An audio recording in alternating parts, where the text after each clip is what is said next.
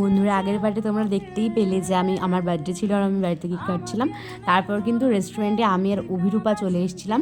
আর এই কেকটা অ্যাকচুয়ালি আমি নিজে অর্ডার দিয়ে বানিয়েছিলাম।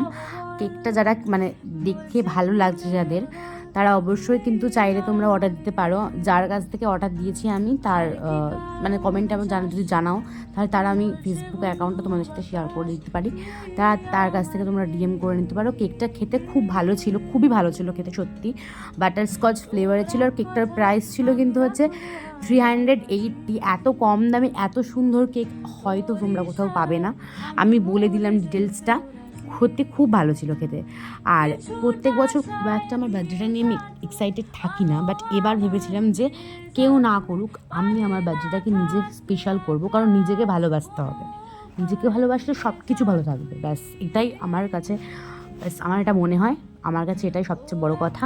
নিজেকে ভালো রাখো, সব ভালো লাগবে। তারপর রেস্টুরেন্ট থেকে চলে এসেছি। আর রাত্রিবেলা আর এই কেকটা আমাকে পিয়ালি দিয়েছে রাত্রিবেলা, আনএক্সপেক্টেড এই কেকটা অয়ন্তিকা দিয়েছে। মানে রাত্রিবেলা এসে আমাকে তো চমকে দিয়েছে। তো কেমন লাগলো ভিডিওটা অবশ্যই জানি।